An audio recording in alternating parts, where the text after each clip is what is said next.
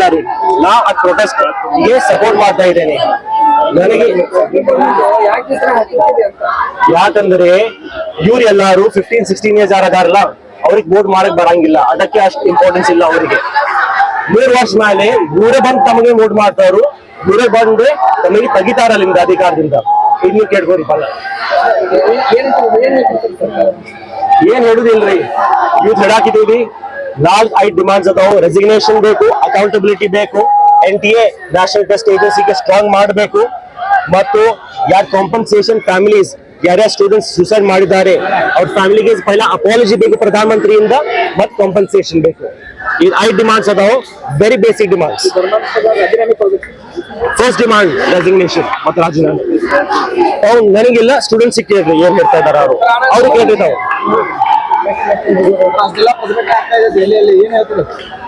ಆ ಪ್ರತಿಭಟನೆಗೆ ನಾವು ಹೋಗೋದು ಸಾಧ್ಯ ಇಲ್ಲ. ಅದಕ್ಕೆ ಹಮಾರಿ ಜೋ ಆವಾಜ್ ಹೈ, ನಮ್ ಧ್ವನಿ ಇಲ್ಲಿಂದ ಅಲ್ಲಿ ಕಳ್ತಾ ಇದ್ದಾರೆ. ನಾವು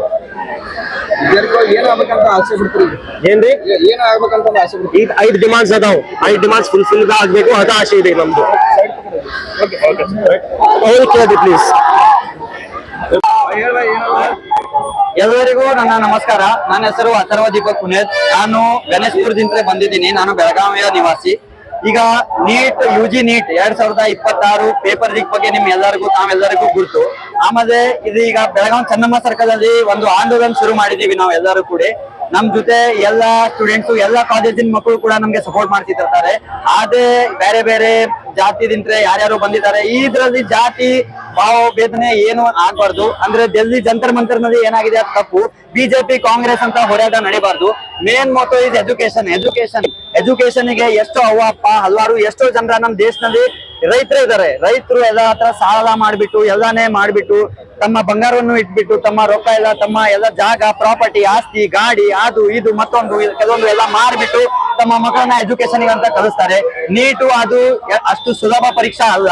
2 ರಿಂದ 3 ವರ್ಷ ಪ್ರಿಪರೇಷನ್ ಬೇಕೇ ಬೇಕದಕ್ಕೆ, ಒಳ್ಳೆ ಸ್ಕೋರ್ಸ್ ಬೇಕಂದ್ರೆ ನಿಮ್ಗೆ.